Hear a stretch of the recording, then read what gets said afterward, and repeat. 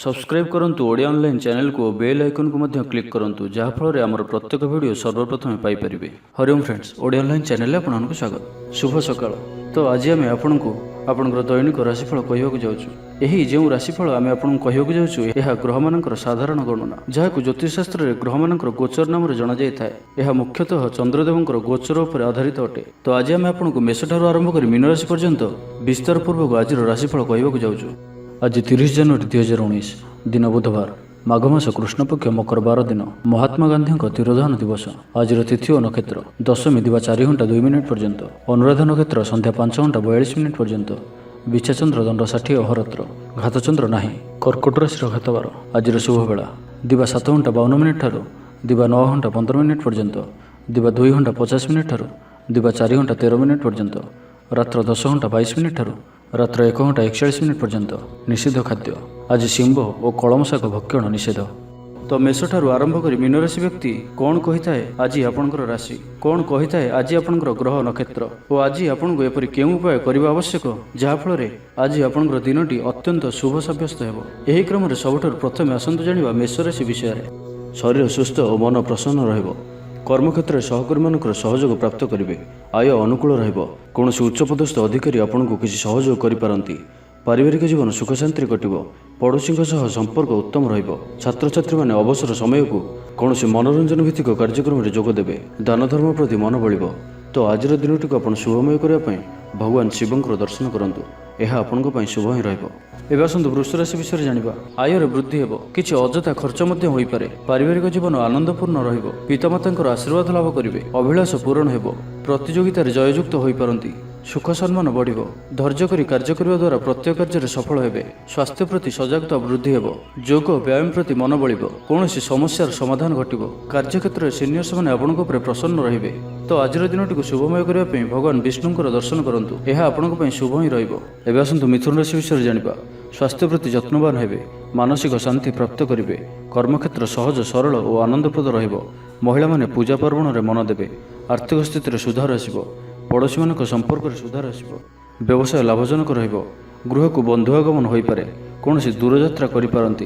तेबे आज दिनटी को आपण शुभमय करने महाप्रभु जगन्नाथ को पूजा अर्चना करंतु और तुलसी माला अर्पण करंतु। यह आपन शुभ ही रहिबो। एवं आसतु कर्कट राशि विषय जानिबा। किछि शारीरिक असुस्थता देखा कर्मक्षेत्र में बाधा उपजिबो। भाई मध्य अशांति देखा अजथा खर्च वृद्धि पाइब। व्यवसाय लाभ स्वल्प ही रहिबो। मन में विरक्ति भाव देखा दाम्पत्य जीवन में बुझामणार अभाव देखा पिला माने पाठपढ़ार अधिक मन दे पारिबे नाही। तो आज दिनटी को आपण शुभमय करने कौन आवश्यक थिबा व्यक्ति को गोटे समय भोजन अवश्य करंतु। यह आपण शुभ सब्यस्त हेबो। एवं आसतु सिंह राशि विषय जानिबा। आत्मसंतोष लाभ करिवे। शरीर प्रति जत्नवान रहिबे।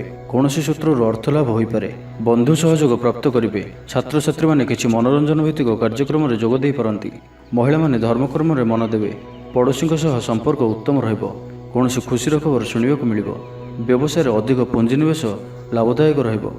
तो आज दिनटी को आपण शुभमय करने सूर्य को अर्घ्य प्रदान करंतु। यह आपण शुभ ही रहिबो। एवं आसतु कन्या राशि विषय जानिबा। मन में साहस वृद्धि पाइब। अतिरिक्त ऊर्जार अनुभव करिवे। उच्च विचार संपन्न हेबे। बंधु मिलन और सुस्वादु भोजन प्राप्त करिवे। पारिवारिक जीवन हर्ष उल्लासपूर्ण रहिबो। चिंताधारा पवित्र हेबो। पिला माने आज्ञाधीन रहिबे। आर्थिक स्थिति में उन्नति आसिबो। कौनसी नूतन योजना प्रस्तुत करिपारंती और यह आपण लाभप्रद रहिबो। तेबे आज दिनटी को शुभमय करने रक्तचंदन तिलक मथारे धारण करंतु।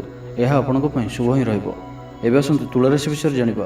कर्मचंचल रहिबे। ईश्वर प्रति आस्था बढ़िबो। दाम्पत्य जीवन सुख शांतिपूर्ण रहिबो। व्यवसाय लाभप्रद रहिबो। अचानक धन प्राप्तिर जोग मध्य बनुअछि। मन में प्रसन्नतार भाव देखादेव। महिला माने गृह निपुणा रहिबे। चिंताधारा पवित्र और उच्चमान रहिबो। कर्मक्षेत्र में उच्च अधिकारी प्रशंसा प्राप्त करेंगे। समाज में मान प्रतिष्ठार वृद्धि हेबो। आज दिनटी आपण अत्यंत शुभ सब्यस्त हेबो। तेबे आज दिनटी को आपण शुभमय करने भगवान विष्णुंकर दर्शन करंतु और विष्णु सहस्र नाम पाठ करंतु। यह आपण शुभ ही रहिबो। एवं आसतु वृष राशि विषय जानिबा। शरीर में असुस्थता देखा मन उदास रहिबो। कौन से आर्थिक संकट देखा दे पारे। पिता स्वास्थ्य अवनति देखा दे पारे। कर्मक्षेत्र में ईर्ष्यार शिकार होई पारंती। पिला माने अबाध्य हेबे। व्यवसाय स्वल्प लाभयुक्त रहिबो। किछि कलहर संभावना बनुअछि। सेथिपई सावधान रहंतु। मिथ्या अपवाद मिल पारे। तेबे आज दिनटी को आपण शुभमय करने ग्रामदेवती दर्शन करंतु। यह आपण शुभ ही रहिबो। एवं आसतु धनुराशि विषय जानिबा। व्यस्तता भितर दिन कटिबो। ସଞ୍ଚିତ ଅର୍ଥର ଅପବ୍ୟୟ ମାନସିକ ଚିନ୍ତା ବଢ଼ାଇବ। କର୍ମକ୍ଷେତ୍ରରେ ବାତାବରଣ ଅଶାନ୍ତ ରହିବ। ବ୍ୟବସାୟରେ ଲାଭ ସଙ୍କୁଚିତ ହେବ। ପୂର୍ବ ଯୋଜନା ଅନୁଯାୟୀ କାର୍ଯ୍ୟ କରିବାରେ ବାଧା ଉପୁଜିବ। ମନରେ ବିଷର୍ଣ୍ଣ ଭାବ ଦେଖାଦେବ। ତେବେ ଆଜି କଥାବାର୍ତ୍ତା ସମୟରେ ସଂଯମତା ଅବଲମ୍ବନ କରନ୍ତୁ। ତ ଆଜିର ଦିନଟିକୁ ଆପଣ ଶୁଭମୟ କରିବା ପାଇଁ କୌଣସି ସୁଗନ୍ଧିତ ବସ୍ତୁ ଦିନଯାକ ନିଜ ପାଖରେ ରଖନ୍ତୁ। ଏହା ଆପଣଙ୍କ ପାଇଁ ଶୁଭ ସାବ୍ୟସ୍ତ ହେବ। ଏବେ ଆସନ୍ତୁ ମକର ରାଶି ବିଷୟରେ ଜାଣିବା। ସ୍ୱାଭିମାନୀ ହେବେ। ମନରେ ପବିତ୍ରତା ରହିବ। ମନ ପ୍ରଫୁଲ୍ଲ ରହିବ।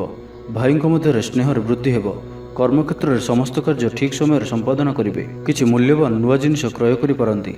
ଧାର୍ମିକ ଭାବନା ବୃଦ୍ଧି ପାଇବ। ପାରିବାରିକ ଜୀବନ ସୁଖ ଶାନ୍ତିପୂର୍ଣ୍ଣ ରହିବ। ଛାତ୍ରଛାତ୍ରୀମାନେ ଉତ୍ତମ ପ୍ରଦର୍ଶନ ଜାରି ରଖିବେ। ବ୍ୟବସାୟ ଲାଭପ୍ରଦ ରହିବ। କୌଣସି ଶୁଭ ଖବର ପ୍ରାପ୍ତ ହେବ। ତେବେ ଆଜିର ଦିନଟିକୁ ଆପଣ ଶୁଭମୟ କରିବା ପାଇଁ ଛୋଟ ପିଲାଙ୍କୁ କିଛି ମିଠା କିମ୍ବା ଚକୋଲେଟ୍ ଆଣି ଦିଅନ୍ତୁ। ଏହା ଆପଣଙ୍କ ପାଇଁ ଶୁଭ ହିଁ ରହିବ। ଏବେ ଆସନ୍ତୁ କୁମ୍ଭ ରାଶି ବିଷୟରେ ଜାଣିବା। ଶରୀର ସୁସ୍ଥ ଓ ମନ ପ୍ରସନ୍ନ ରହିବ। ପରାମର୍ଶ ନେଇ କାର୍ଯ୍ୟ କଲେ ପ୍ରତ୍ୟେକ କାର୍ଯ୍ୟରେ ସଫଳ ହେବେ। କର୍ମକ୍ଷେତ୍ର ସହଜ ସରଳ ଓ ଆନନ୍ଦପ୍ରଦ ହେବ। ପଡ଼ୋଶୀଙ୍କ ସମ୍ପର୍କରେ ସୁଧାର ଆସିବ। ଆୟରେ ଉନ୍ନତି ଦେଖାଦେବ। ମହିଳାମାନେ ଧର୍ମକର୍ମରେ ମନ ଦେବେ। ବନ୍ଧୁ ମିଳନ ଓ ସୁସ୍ୱାଦୁ ଭୋଜନ ପ୍ରାପ୍ତ କରିବେ। ଆର୍ଥିକ ସ୍ଥିତିରେ ସ୍ୱଚ୍ଛଳତା ଆସିବ। ତେବେ ଆଜିର ଦିନଟିକୁ ଆପଣ ଶୁଭମୟ କରିବା ପାଇଁ କୌଣସି ବୟୋଜ୍ୟେଷ୍ଠ ବ୍ରାହ୍ମଣଙ୍କୁ ବସ୍ତ୍ର ଦାନ କରନ୍ତୁ। ଏହା ଆପଣଙ୍କ ପାଇଁ ଶୁଭ ହିଁ ରହିବ। ଏବେ ଆସନ୍ତୁ ମୀନରାଶି ବିଷୟରେ ଜାଣିବା। କିଛି ଛୋଟିଆ ମୋଟିଆ ଶାରୀରିକ ସମସ୍ୟା ଦେଖାଦେବ। ମନ ବିଷର୍ଣ୍ଣ ରହିବ। ପୂର୍ବ ଯୋଜନା ଅନୁଯାୟୀ କାର୍ଯ୍ୟ କରିବାରେ ବାଧା ଉପୁଜିବ। ପାରିବାରିକ ଜୀବନ ଜଞ୍ଜାଳମୟ ହେବ। ଅଯଥା ଖର୍ଚ୍ଚ ବୃଦ୍ଧି ପାଇବ। ଆୟ ମଧ୍ୟମ ଧରଣର ରହିବ। ଧର୍ମକର୍ମ ପ୍ରତି ମନ ବଳିବ। ତ ଆଜିର ଦିନଟିକୁ ଆପଣ ଶୁଭମୟ କରିବା ପାଇଁ କିଛି ପୁରୁଣା କପଡ଼ା କିମ୍ବା ପୁସ୍ତକ କାହାକୁ ଦାନ କରନ୍ତୁ। ଏହା ଆପଣଙ୍କ ପାଇଁ ଶୁଭ ସାବ୍ୟସ୍ତ ହେବ। ତେବେ ଭିଡ଼ିଓଟି ଯଦି ଆପଣଙ୍କୁ ଭଲ ଲାଗିଥାଏ ତେବେ ଲାଇକ୍ଟେ କରନ୍ତୁ, କମେଣ୍ଟ କରନ୍ତୁ। ଏ ଭିଡ଼ିଓଟିକୁ ଆପଣଙ୍କ ଫ୍ରେଣ୍ଡସ୍ମାନଙ୍କ ସାଥିରେ ସେୟାର କରନ୍ତୁ ଏବଂ ଆମର ୟୁଟ୍ୟୁବ୍ ଚ୍ୟାନେଲ୍ ଓଡ଼ିଆ ଅନଲାଇନ୍କୁ ଯେଉଁମାନେ ପର୍ଯ୍ୟନ୍ତ ସବସ୍କ୍ରାଇବ୍ କରିନାହାନ୍ତି ସବସ୍କ୍ରାଇବ୍ କରିନିଅନ୍ତୁ। ଧନ୍ୟବାଦ।